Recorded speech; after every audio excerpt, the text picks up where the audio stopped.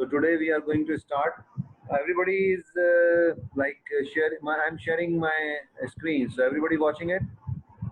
Everybody seeing it. No sir Okay. Farhan. Sir share screen नहीं हुई अभी तक आपकी सर? स्क्रीन शेयर नहीं हुई. नहीं सर, मैंने शेयर की है. आई एम वो शेयरिंग. कैसा गंगलिया आ रहा सर अभी तक? एक मिनट अब देखो. Let's see now. एक minute. Okay sir. Okay, 1 minute.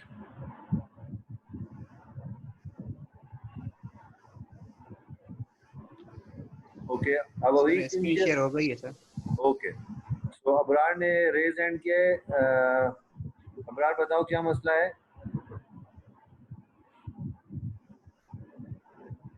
Yes, Abrar. Is there any problem? Okay.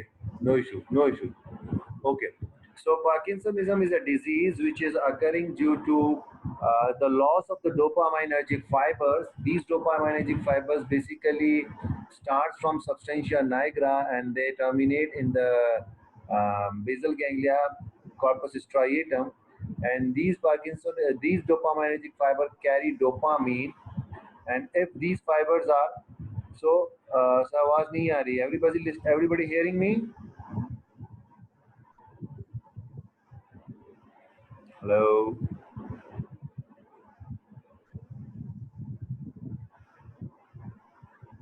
Yes. Okay. So Parkinsonism, there are few signs and symptoms by which we can diagnose that this person has Parkinsonism, and we can diagnose that either we can differentiate between the upper motor neuron lesion and the cerebellar diseases. So Parkinsonism can be distinguished from upper motor neuron diseases and the cerebellar diseases. Parkinsonism, basically the first sign of the Parkinsonism which is seen in this patient is the tremor, and this tremor is called the resting tremor. Means when the patient are sitting and they are at rest, their hands will be shaking, and this is called tremor. And this is also called a pill rolling tremor. Pill rolling tremor का मतलब है आदमी ऐसे हाथ चलाता रहेगा जैसे कि वो कोई तस्बीह के दाने पड़ रहा है. वाइल जो सेरिबेलर डिजीज होती हैं उनमें भी ट्रेमर होता है, मगर उनमें इंटेंशनल ट्रेमर होता है. मींस जब पेशेंट किसी काम को करने के लिए हाथ को हिलाएगा तब उसको ट्रेमर होगा. और पार्किंसोनिज्म में क्या होगा, आपका रेस्टिंग ट्रेमर होगा. तो पहली साइन एंड सिम्टम में जो आता है वो आता है ट्रेमर. दूसरा, पार्किंसोनिज्म में the patient is very slow to move. He is very slow to move his hands, arms, and other parts of the other body parts. So this is called bradykinesia, means slow movement. Bradykinesia means the patient is unable to move his hand very quickly and is very slow. So tremor, bradykinesia. Number 3, the patient is unable to fix his posture or maintain his posture. So loss of posture reflexes even with mild tremor and bradykinesia. Patient is unable to maintain his posture. He is not able to stand up straight. Sometimes the patient lean forward, वो आगे की तरफ झुक जाते हैं ऐसे patient. जबकि हमने सेरिबेलर डिजीज में पढ़ा था कि जो पेशेंट्स होते हैं उनमें रॉम्बर्ग साइन पॉजिटिव होती है, वो आंख बंद करके दोनों पांव मिला के खड़े नहीं रह सकते. ऐसे पेशेंट्स जो होते हैं अगर उनको सीधा किसी तरीके से भी खड़ा करें तो वो खड़े नहीं हो सकते या फिर लीन फॉरवर्ड हो जाते हैं, आगे की तरफ ज्यादा झुक जाते हैं. So number 1 is the resting tremor. Number 2 is called bradykinesia. Number 3 is loss of posture, unable to maintain his posture.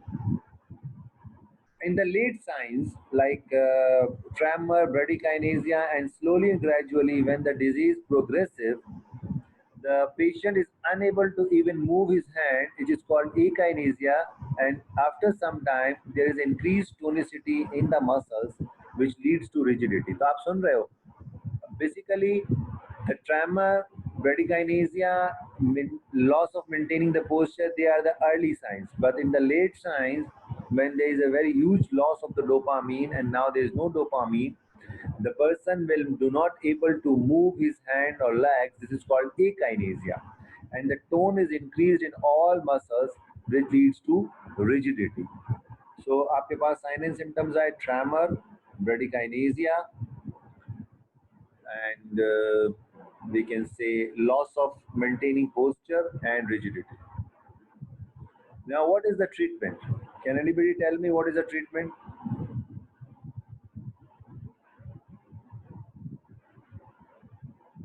Can anybody tell me what is the treatment? What is deficient here? Hello? Dopamine, yes. So the deficiency of dopamine, so we will give dopamine administration, yes. But dopamine, if we give directly dopamine, it will be digested by the enzymes in the GIT. So we can give dopamine with the name of L-dopa, or with the help with another enzyme combination which is called carbidopa. So levodopa with carbidopa means there's a drug which is called Sinemet, which contain levodopa plus carbidopa, and the carbidopa is basically, yes, levodopa is the precursor of the dopamine. Levodopa is the precursor of the dopamine. So we can say that we can give levodopa with carbidopa. Okay, everybody is hearing me? Okay. Hello. Hello.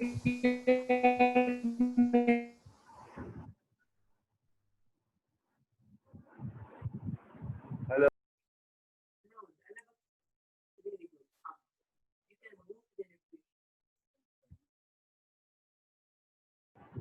Hello, आवाज आ रही है बेटा? Yes sir, आ रही है। तो बच्चे जवाब नहीं देते दादा। सर वो डिस्कनेक्ट हो गया था ना आपका लड़का। ओके, सो हम ये कह सकते हैं कि हम लीवोडोपा देंगे, बट लीवोडोपा जो हम देंगे वो कार्बिडोपा के साथ देंगे। और कार्बिडोपा क्या है? कार्बिडोपा एक ऐसा एंजाइम है जो कि लीवोडोपा की डिस्ट्रक्शन को जीआईटी में इनहिबिट करता है। ठीक है, चैट्स आ गई 5। This is called nigrostriatal pathway is damaged. The pathway from the substantia nigra to the striatum. This is called nigrostriatal pathway का damage है। जो Parkinsonism, which area of neuron? Nigrostriatal pathway. Okay. So हम देंगे उसको levodopa, and levodopa भी जो होता है initially effective होता है 5 to 10 years. After that dopamine के बाद भी nigrostriatal pathway we can say that there is a damage of the nigrostriatal pathway, and we can give the levodopa. Okay, levodopa जो हम देंगे वो carbidopa के साथ देंगे। Carbidopa is basically an enzyme which reduces the destruction of levodopa in the GIT. Levodopa treatment is effective only for 5 to 10 years, and after that again the nigrostriatal pathway, बेटा पीछे वाला pathway, अगर तुम picture देखो ये वाला pathway, ये रहा nigrostriatal pathway, ये वाला। एक मिनट,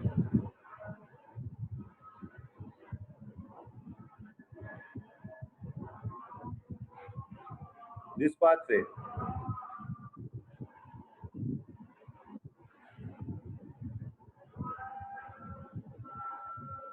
okay.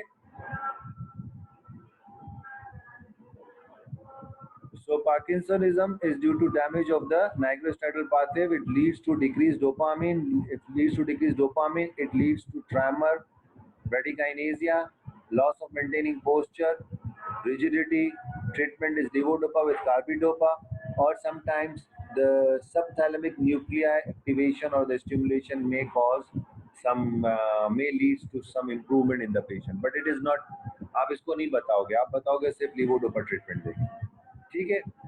हाइपरकाइनेटिक डिसऑर्डर्स में आते हैं जिसमें कोरिया लाइक सिम्टम्स आती हैं। उसमें 3-4 डिजीज आती है, Huntington chorea, dystonia, tardive dyskinesia, dopamine induced dyskinesia, hemiballismus और टाउटी सिंड्रोम। आपको सब याद रखने की कोई ज़रूरत नहीं है। अगर आपको सिर्फ नाम भी याद हो जाते हैं तो काफ़ी है, अदरवाइज इज इनफ, नाम इज इनफ। कॉजेज क्या है? जेनेटिक ऑटोसोमल डिजीज है ये हंटिंगटन कोरिया, तो ये आपको बहुत ज़्यादा डिटेल में याद करने की ज़रूरत नहीं है। डिस्टोनिया किसकी वजह से? ये भी जेनेटिक और इडियोपैथिक है।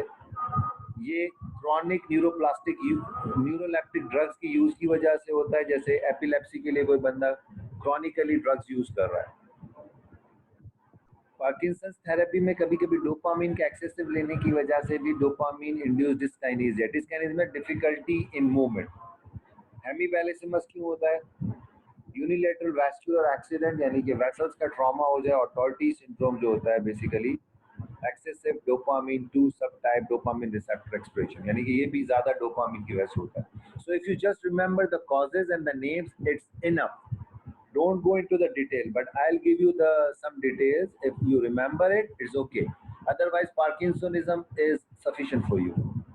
So choric symptoms are involuntary, unwanted movements, and chorea means dance-like movements.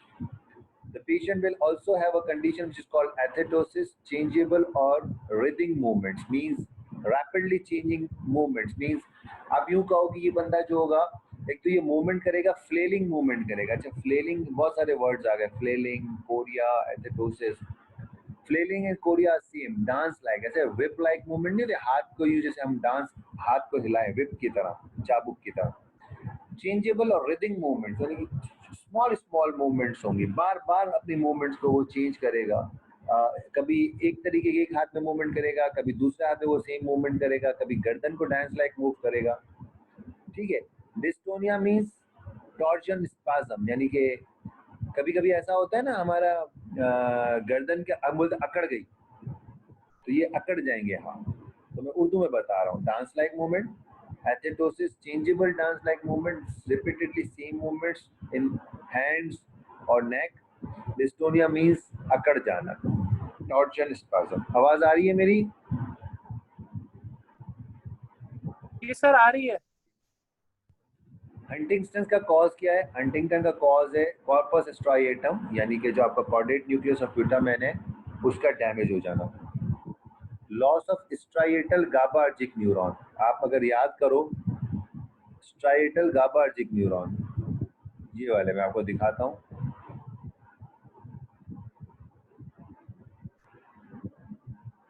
गाबा कहाँ से आ रहा है,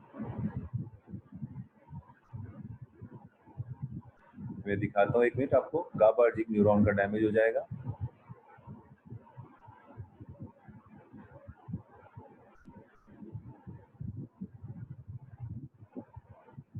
गाबार्जिक न्यूरॉन जो पहले हमने अभी दिखे थे, पीछे में देखा था, जो बेसल गैंग्लिया से निकलते हैं और आपका सबस्टेंशिया नाइग्रा पे जाते हैं।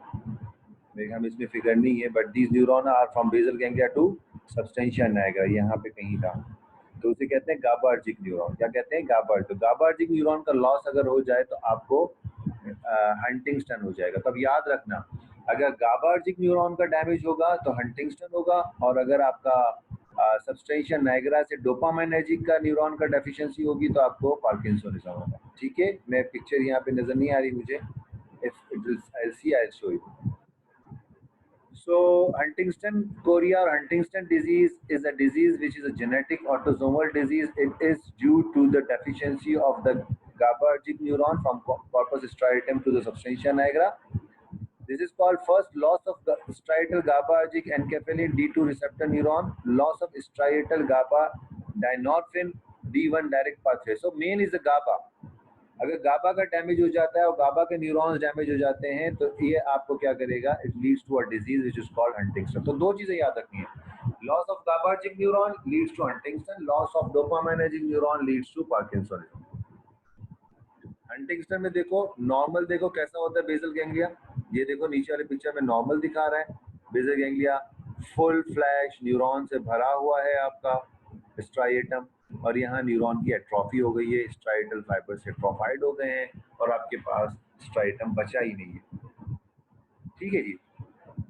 हंटिंगटन में क्या होगा? डिस्टोनिक। देखो ये हाथ की मूवमेंट आप देखो, मैं बोलता ना फ्लेलिंग मूवमेंट्स ऑफ द हैंड होगा, बार बार मूवमेंट करेगा फ्लेलिंग। सिम्टम्स क्या होंगे इसके? Brief involuntary movement, abnormal posture, आपका डिस्टोनिक मूवमेंट्स होंगी, टोन बढ़ जाएगी और एबनॉर्मल पोस्चर आपको मिलेगा। हंटिंगटन डिजीज में और क्या होगा? एग्जीक्यूटिव फंक्शंस नहीं होंगे, कॉम्प्लेक्स टास्क नहीं कर सकेगा। आप बोलो सुई में धागा डाल दो, आप उसको बोलो कपड़ा सी दो, आप उसको बोलो बटन टांग दो, वो नहीं कर सकेगा। आप बोलो जूते की जो लेसेस होते हैं उनको बांध दो, वो नहीं बांध सकेगा। सो कॉग्निटिव एब्नॉर्मलिटी नहीं कर सकेगा, एग्जीक्यूटिव फंक्शंस भी नहीं करेगा और रूटीन कॉम्प्लेक्स टास्क भी नहीं करेगा।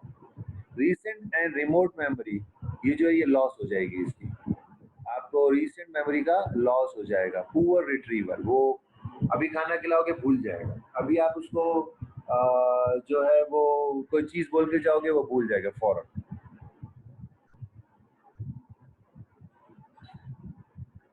डिप्रेशन में रहेगा, साइकोसिस में रहेगा।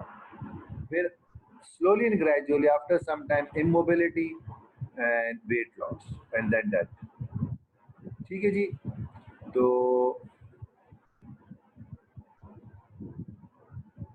अब आपको क्या बताया हमने आपको कि parkinsonism is due to the deficiency of dopaminergic fibers, while Huntington disease is due to deficiency of GABAergic fiber। और हमने कहा था ये ऑटोसोमल रेसेसिव है।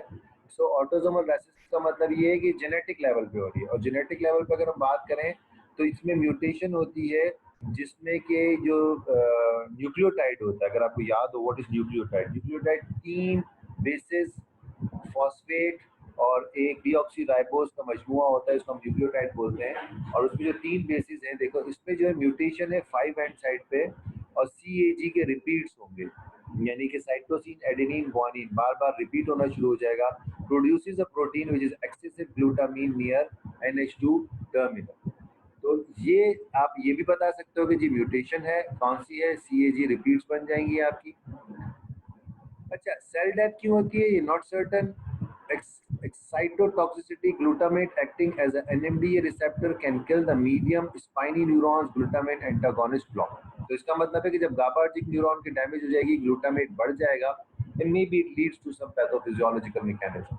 Again, what I am saying, if you remember it, it is very good. If you don't remember it, just go through it and just remember it that what are the causes of Huntington and the Parkinsonism। Okay, everybody is hearing me?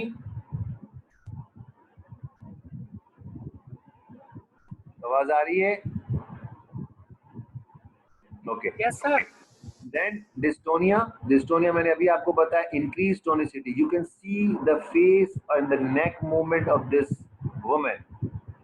इसकी देखो cervical dystonia है, इसको क्या है, cervical dystonia. Torticollis जिसे हम कह रहे हैं, टॉर्टिकोलिस का मतलब क्या होता है, आपका एक साइड का स्टर्नोक्लेडोमेस्टोइड मसल जो होता है वो बहुत सख्त हो जाता है। एंड नीचे की पिक्चर में भी आप थोड़ी सी टोनिसिटी देख रहे हो, बट ये इसका cause is different and is called after botulinum toxin. Botulinum toxin is a kind of plant botulinum, और उसकी वजह से टॉक्सिसिटी होती है। बॉट्यूलिनम टॉक्सिन पॉइजन भी है, it is available in the market for some therapies और treatment, but it is a toxin. इसमें भी आपको डिस्टोनिया या डिफिकल्टी या आपकी इंक्रीज टोनिसिटी हो जाती है। एक्सियल एंड थोरेसिक, आपको डिस्टोनिया नजर आ रहा है, अकड़पन जो आपको नजर आ रहा है वो शोल्डर्स में और लंबर रीजन में नजर आ रही है, शायद पिक्चर में क्लियर नजर ना आए आपको। Tardive dyskinesia, dopamine induced dyskinesia से पिक्चर्स, यानी कि अगर एक आदमी पार्किंसंस का पेशेंट है और वो लंबे अरसे तक डोपामाइन ले रहा है तो उसके बाद उसको डिस्काइनेसिया होगा, difficulty in movement. Dyskinesia basically difficulty in movement, तो उससे वो क्या होगा, डोपामाइन इंड्यूस्ड डिस्काइनेसिया। ये देख सकते हैं आप, यहाँ नीचे वाली पिक्चर में देखेंगे ये बंदा टर्न होने की कोशिश कर रहा है, but it's very difficult for him to turn up. करेगा मूवमेंट पर बहुत मुश्किल से और स्लोली करेगा।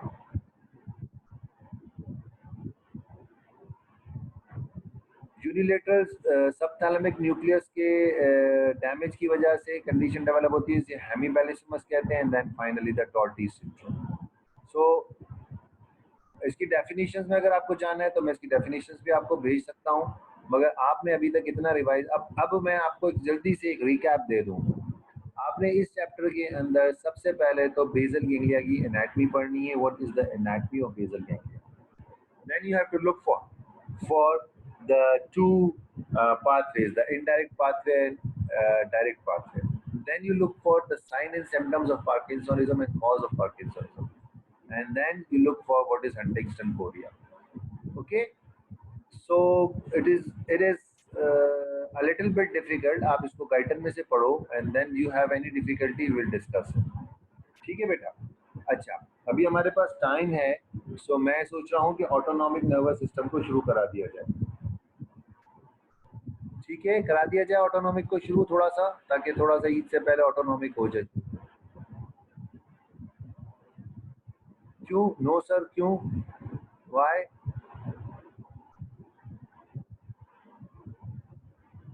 थोड़ा कर लो, या कोई डिस्कशन करनी है तो मैं माइक ऑन करूं? किसको रिपीट करूं?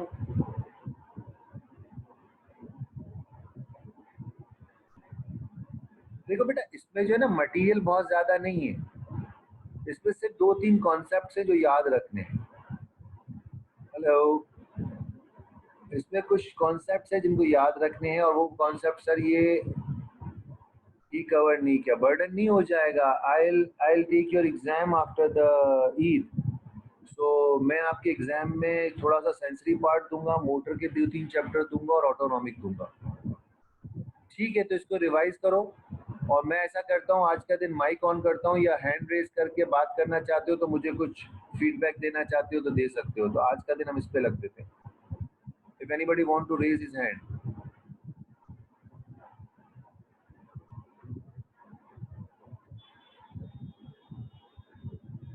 हेलो.